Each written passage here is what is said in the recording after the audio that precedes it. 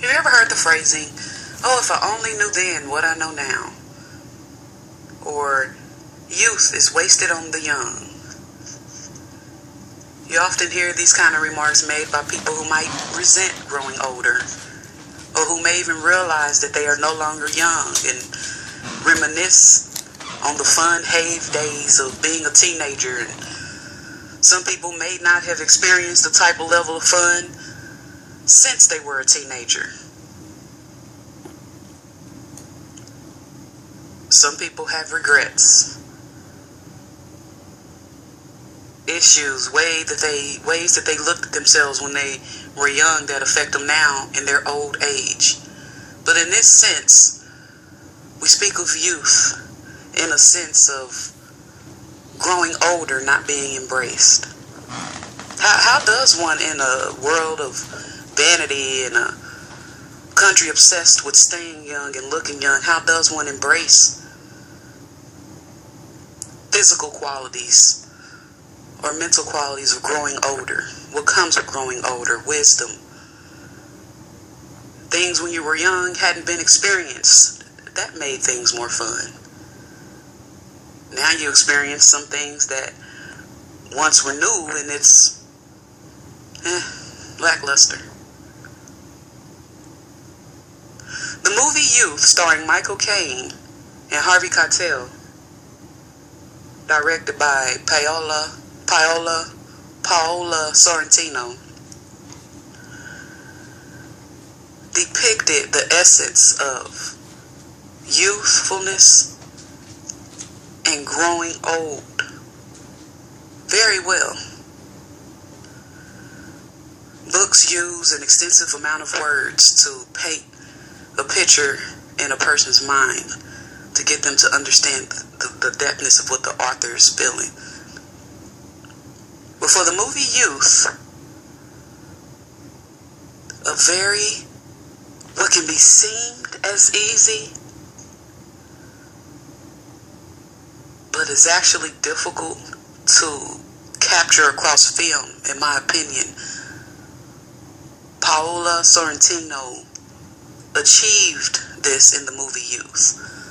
Now, if you are CGI, blazing guns, bright lights, and technology-driven movie lover, this may not be the movie for you. If you are looking for hot sex scenes and foul language and a quick, easy plot, this may not be your movie. But here on My Movie Reverence, I like to review movies that make me feel some kind of way in depth to want to talk about it. 1. 2, they have characters that at the moment I relate to from pivotal moments watching movies in my childhood and the things that stamped me into being a movie lover. The movie Youth has so many layers. It has the layer on the surface for the person driven by comedy. For the subject, it is a comedy. It also had a middle layer for if you don't pay quite that much attention, but it went in depth on the back end of the people creating our movies, the back end of the people conducting the orchestra as we go into the different movie roles that the different actors played in the movie Youth. But to me, there was a third, maybe even fourth or fifth layer to this movie that captured an essence to a subject that I like to think of myself as being a little more grounded than most to anyway, which is youth, growing older. I fought self-esteem issues in my youth. I was the overweight teenager. I was the different skin color in my youth. So a lot of, I'm glad that's over with. It's feelings that I have. But it seems the majority of people pine after those teenage days. I began to feel more confident about myself in my 20s. There's days I wake up, I'm still not that confident, but I like to think of my grounding to growing out of the age of youth and into the age of wisdom, or just growing older. I like to accredit it to me personally. I was brought into this world by an older mother. My first cousins were not my age. They were 10, 15, 20 years my senior.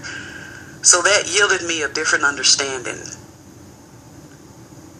where my peers' parents were embracing the music of the 90s and the 2000s. I was raised to 50s and 60s and 70s. So I just, as an individual, like to think I have a more grounded sense of youth and being young, and how to embrace growing older. But how does one embrace growing older? So before we get into what made this movie so special to me and what stood out, what about it moved me in a way that if majority could really focus on and watch this movie, even if you are kind of the butterfly type, you need a whole lot to hold your attention. If this is an area of your life, I would say try to sit down and really watch this movie. We'll start with the director, Paolo Sorrentino. He's a European screenplay writer, director, actor. This is his second English film, Youth. I'm not too familiar with Sorrentino's work. The actor Clive Owen, I noticed, has a couple of roles in Sorrentino's work. So that is something that I look forward to looking into more. The European films, which is what this director's work of art mostly stems from. This is Sorrentino's second English film. The first, This Must Be the Place, won a lot of awards stateside. All of his other work of arts are European in nature, but I'm sure that I'll find, as I dip into Sorrentino's work, that the ability to capture the storyline through minimal movement. And what I mean by that, and the easiest example of that would be the movie Castaway, Tom Hanks. Castaway was a movie that was made, and there was not a soundtrack of music placed to a lot of the back of Castaway. The soundtrack was nature. The soundtrack was the ocean. The soundtrack was what you would experience if you were stranded on an island in the way he was. There wasn't a whole lot of talking. What you experienced through your eyes as you watched him rediscover the true essence of living. The ultimate and most important answer to all questions. The questions that don't even need to be asked. Just live. What it takes to just live. As he rediscovered that, you didn't hear dramatic music playing in the background. You didn't see things outside of nature because of the essence of what that movie was about. Well, youth.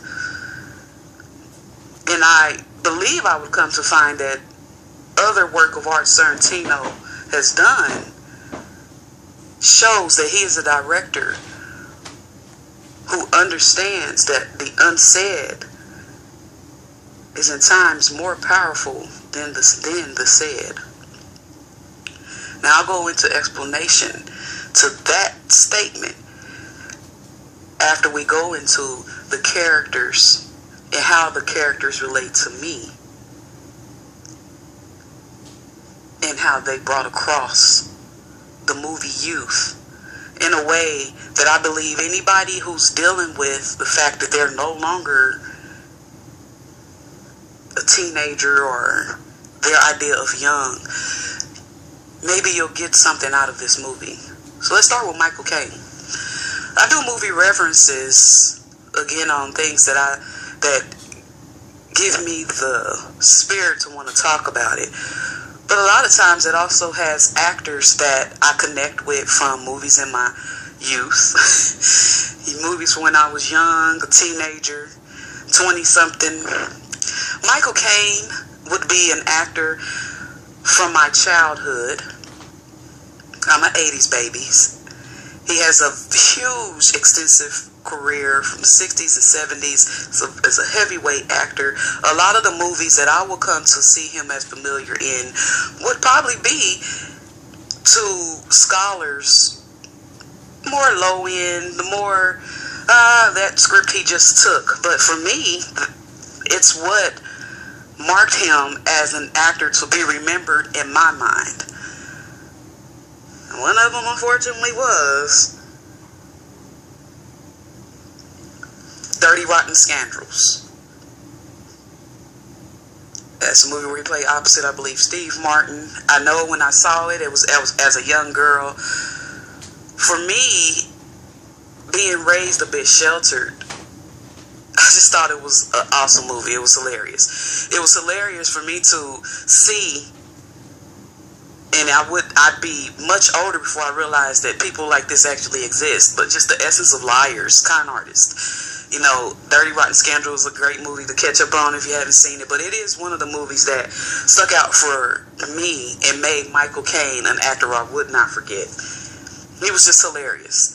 One of the qualities I like to see in Michael Cain is that from his beginning works in the 60s and probably beyond to now, he's never been typecasted. He's always, for him to be an Englishman, and early in his career, that is one of the things he was labeled as, the posh Englishman, the persona that everybody wants to have, or the ideal persona that everyone has of a Englishman or British man, or whichever is the correct terminology. But being that as it may, he's always kept himself in a diverse work of arts.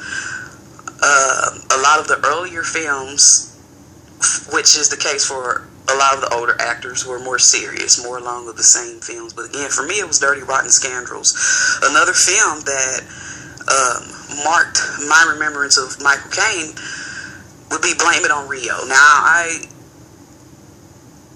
am a product of the extramarital affairs that men can go through. But again, when you're looking at movies, for this time in my life, it really wasn't associated with real life. So just to kind of see the passions that men go through, even though those passions will inevitably affect the opposite, which would in this case be female, which is my gender. So it would be when I was much older to go, them cheating motherfuckers, here they had wives and they was pining after this young girl, young blood. You know, it wouldn't be till I was an adult to realize, oh, okay, the biggest tug of war, you know, in life, or that they would like for you to believe as far as couples go, you know,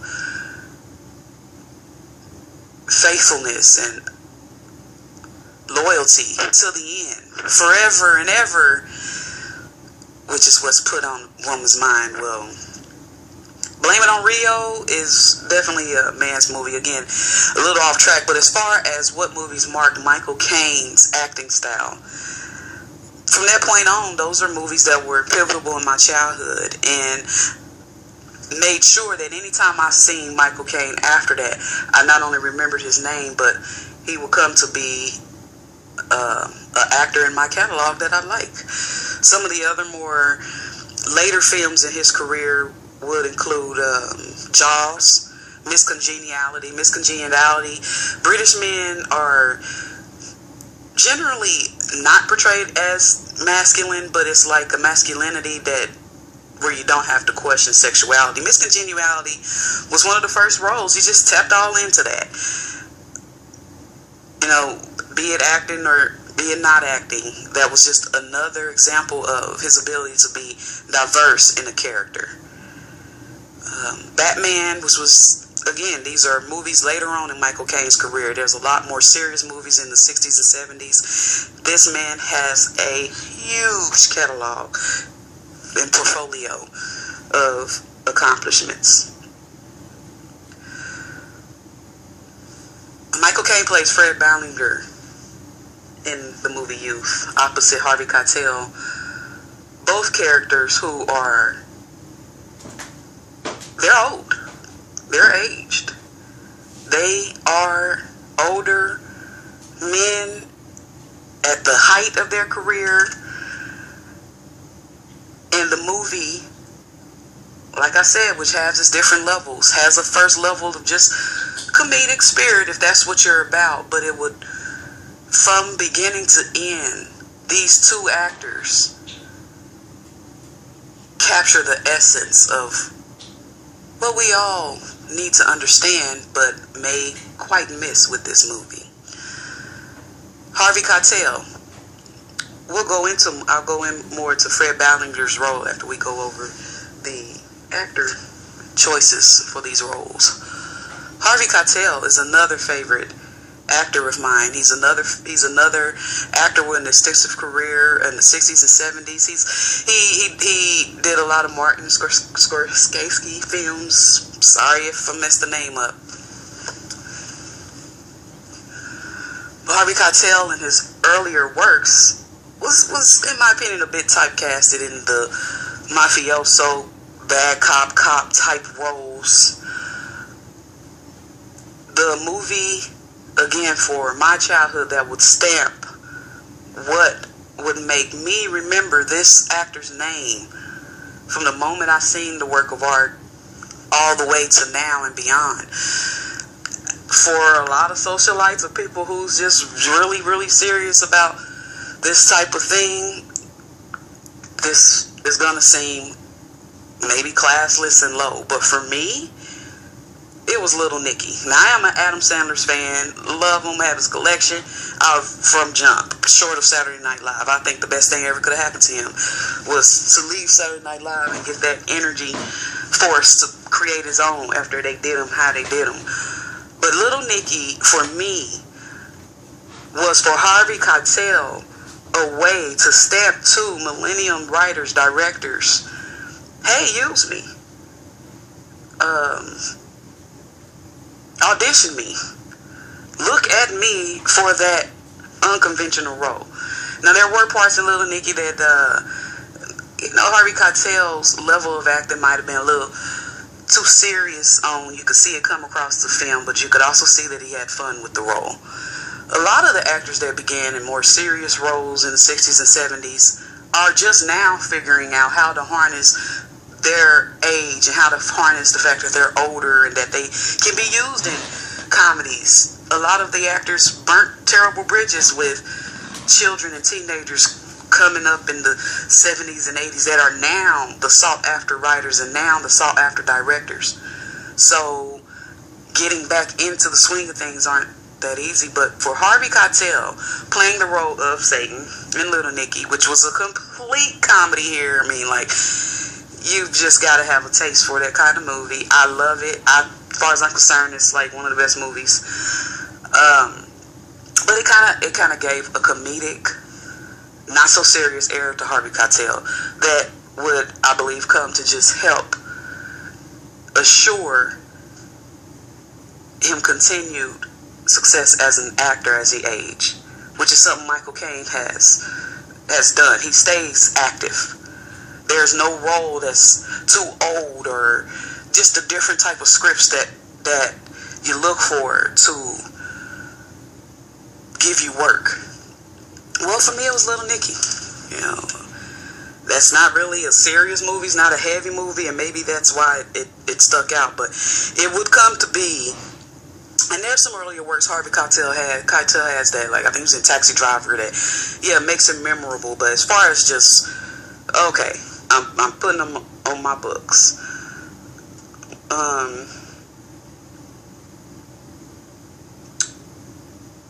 Harvey Keitel played in some other movies. Reservoir Dogs, one of my favorite. Quentin Tarantino is known for taking actors who are looked at as one way and flipping that way so upside down and opposite, you don't even notice that that's that actor till almost the movie is over. Well, for Reservoir Dogs, Harvey Keitel played kind of the usual roles he's did in the 60s and 70s. Pulp Fiction, From Dusk Till Dawn, another Quentin Tarantino movie. From Dusk Till Dawn is one of my favorite movies. I am a vampire werewolf fan. I know a lot of movie people are not. They just don't like this sci-fi horror thing. And for me, Wild Dusk Till Dawn is one of my favorite movies. The role Harvey Keitel played in the movie was one of my least favorites, because I could tell that Harvey Keitel had a bit of a problem maybe getting the whole sci-fi horror vampire of it all, or maybe taking it seriously enough for it to come off. You know, he played the religious father protecting his kids in the middle of all this chaos. You know, true horror vampire flick. Well, that's one of the few roles, if not the only role, that I don't believe Harvey Keitel captured kind of the essence. It was kind of a condescending essence about him. Like, you know, in a lot of his work of arts, that would probably, you know, that would be a work of art, unlike any other work of art, short of Little Nicky, that Harvey Keitel's done, that sci-fi horror thing, and hasn't really stepped too much into those type of roles. But I believe that that's what stamped Harvey Keitel as an actor, because seeing such a serious actor kind of break out of that shell and step into comedic or roles that you wouldn't think you would see him in is the type of things that keeps your career at a longevity, in my opinion, as a movie lover. A lot of the other Taxi Driver, Cop Killer, Thelma, Louise, Sister Act was kind of lighthearted, but it was kind of the usual, you know, tough man gangster roles of Harvey Keitel. Harvey Keitel plays Mick Boyle. Mick Boyle is a successful screenplay writer. And as I mentioned, Mick Boyle, opposite Fred Ballinger, which is Michael Cain's role, are two older men at a members club resort. And again, this is not the movie for that CGI person or that person looking for some quick ass or sex scene or whatever type of movie lover you are. This is the type of movie that you have to watch every single movement, as these actors and the atmosphere around them in silence make this movie. It's not the words that are spoken. It's not the way these actors look. It is the silent movement of the actions around them that help make this movie. And I applaud their choices in accepting these scripts. Now, this movie has a plethora of actors, actresses. There were people appearing as themselves who are famous. I've only highlighted the three main characters that stood out to me, or the few main characters that stood out to me. Michael Caine, Harvey Keitel are the stars of this movie. They play two older men at a relaxation resort, a exclusive relaxation resort, and it truly is a movie to pondering age. Another member of this cast, Rachel Weisz, plays Lena Ballinger, which is the character Michael Caine's daughter. Rachel Weisz is one of my favorite female actresses. Again, I'm an 80s baby. There's a lot of movies that I love, that I've grown up to. I've kept the actors' names etched into my mind. For these actors, some of the work of arts I might mention might for them be at the beginning of their career, or the least favorite, or considered what I like to call cheesecake, which is another way of saying, D-list or G-list, or not considered too straight to cable type film. But Rachel Weisz, for me, the first movie that I saw her in, to at least take notice of other work of art that she would come to be in, The Mummy. I know there's people who may not just, again, be into that type of movie. I love those type of movies. If you are a historical buff, you may not like the movie, and I mean The Mummy, the version with Rachel Weisz and Brendan Fraser. I'll have to do some shows on Brendan Fraser. He typecasted himself with the cartoon stuff, but he actually started out as a serious actor. But anyway, Rachel Weisz, I really hated that she wasn't in The Mummy 3. I honestly can't, to this day, look at The Mummy 3. I really wish she was in it. It just takes something away from a movie like that when the original characters aren't able to participate in the movie. But I just loved her. What came across is people are crazy. Movie lovers are crazy. You just think you know so much about somebody you're watching through a TV screen, and you don't know them for Adam. You don't know them from Adam. We'll never meet them. We'll never really be able to say how that person is. But I like to think that I can speculate, such the asshole I am, on the essence of how someone is in their real life. And there's a lot of things I look at. For instance, the choice of scripts that actor or actress may choose throughout their career.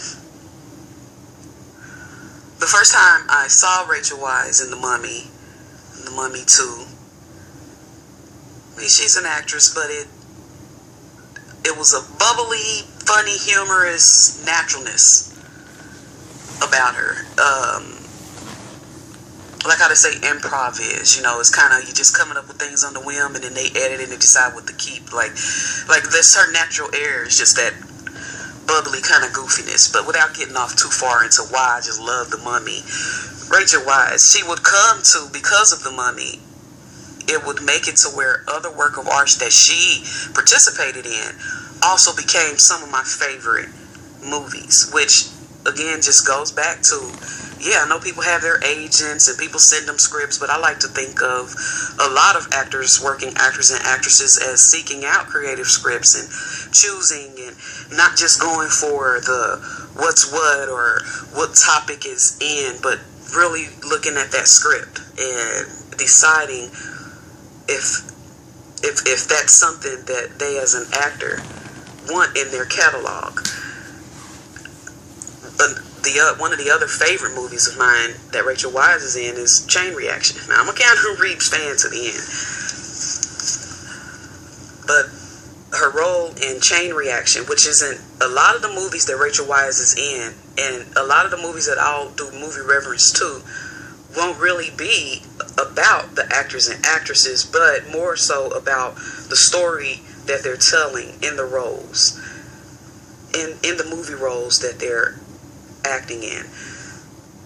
Chain Reaction would be the example of probably a movie that people in that part of social society would not want to see become too popular of a movie. The idea that energy can be harnessed pretty much for free. Again, not to get too far off into the different type of movies Rachel Weisz played, but just the choice of Chain Reaction in that story, which Morgan Freeman, we talked about Morgan Freeman and Lucy. Morgan Freeman chooses a lot of these type of roles that go into these type of things, but Chain Reaction is another movie that Rachel Weisz was in that was a wise choice as far as a catalog for that actress to have. Some of the more recent movies, I'm sure there's some European or British works that I'll have to dig deep and learn more about, more cultured pieces that Rachel Weisz may have been in. But Another work of art that really stood out for me. I really want to say this movie didn't do as good as I felt it should have done, but a movie where she played opposite Hugh Jackman, The Fountain. The Fountain is another movie, not dissimilar to The Youth, but just completely different in that you really have to pay attention and keep up with what its ending purpose is. And I'm going to have to look into the statistics of The Fountain to see if how well it did box office wise. None of that crap matters to me. I'll watch a movie that